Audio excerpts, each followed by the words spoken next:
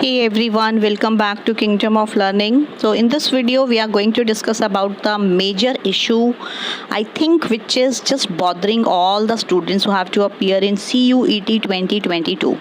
Means अगर आप CUET 2022 में अपीयर होने वाले हैं तो और आपके 12th के एग्ज़ाम्स भी चल रहे हैं, बट उसके साथ साथ एक चीज़ जो सबको कंफ्यूज कर रही है, सबको बहुत ज़्यादा परेशान कर रही है स्टूडेंट्स को, वो ये है कि अगर वो किसी भी डोमेन में फ़ेल हो गए, मीन्स अगर वो किसी भी डोमेन में पासिंग मार्क्स अचीव नहीं कर पाए तो क्या होगा। क्या उनका एडमिशन ही नहीं होगा किसी भी यूनिवर्सिटी में? क्या उनके एडमिशन को कैंसिल कर दिया जाएगा? और भी इस तरह के बहुत सारे डाउट्स आपके माइंड में आ रहे होंगे। So in this video I will try to clarify all your doubts. Means मैं कोशिश करूँगी कि आपको इस तरह के जितने भी डाउट्स आ रहे हैं वो सारे सॉल्व हो जाएं।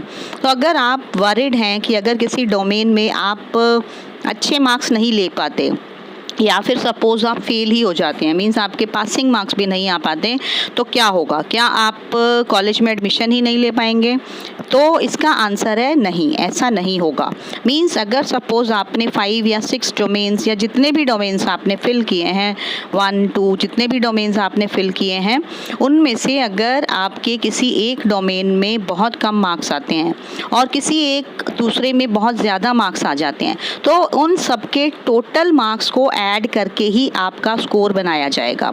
मीन्स ऐसा नहीं होगा कि आपके एक डोमेन में बहुत कम मार्क्स आए हैं तो आपको उसी डोमेन के बेसिस पर ही आपके एडमिशन को कैंसिल कर दिया जाएगा, या फिर एक डोमेन में आपके बहुत ज़्यादा मार्क्स आए हैं तो उसी डोमेन के बेसिस पर ही आपके एडमिशन को डिसाइड किया जाएगा। ऐसा कुछ भी नहीं होगा।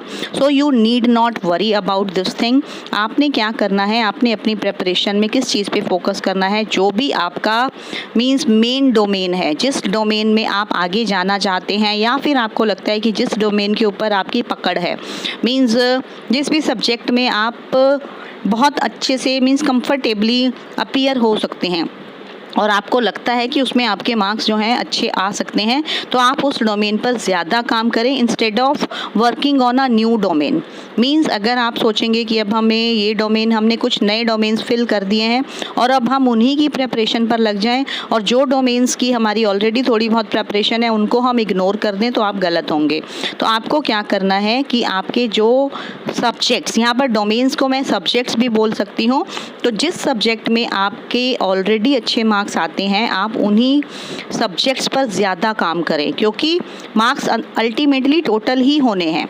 मीन्स सपोज़ आपके एक डोमेन में 100 मार्क्स आ जाते हैं, दूसरे डोमेन में 10 मार्क्स आते हैं, तो ऐसा नहीं होगा कि आपके 10 वाले के बेसिस पर आपको फेल कर दिया जाएगा, बल्कि वो 10 और 100 दोनों को मिलाकर 110 उसके बेसिस पर आपका रैंक डिसाइड होगा। सो आपको इस चीज़ की टेंशन नहीं लेनी, आपको वरी नहीं करना कि आपका अगर कोई डोमेन में कम मार्क्स आते हैं तो क्या होगा। अगर किसी डोमेन में कम आ रहे हैं या ज़्यादा आ रहे हैं, उससे आपको कोई फ़र्क नहीं पड़ेगा। आपको सिर्फ टोटल मार्क्स को ही देखना है अपने। मीन्स जितने भी आपने डोमेन्स फिल किए हैं उन सबके टोटल मार्क्स ही अल्टीमेटली डिसाइड करेंगे कि आपका एडमिशन कैसे होगा, कौन से कॉलेज में होगा, कौन सी प्रेफरेंस के अकॉर्डिंग होगा, ये सारी चीज़ें डिसाइड करेंगी। सो आई थिंक आपको समझ में आ गया होगा कि जिस डोमेन में, जिस सब्जेक्ट में आपकी ऑलरेडी मीन्स पकड़ मजबूत है उस पर आपने ज़्यादा काम करना है। जो नए डोमेन्स अगर आपने कोई फिल किए हैं तो उनको भी पढ़ना है, बट जिसके लिए आप जाना चाहते हैं, जो आपका मीन्स फेवरेट सब्जेक्ट है, उस पर आपको ज़्यादा काम करना है। जिसमें आपके ऑलरेडी अच्छे मार्क्स आते हैं उस पर ज़्यादा मेहनत करनी है।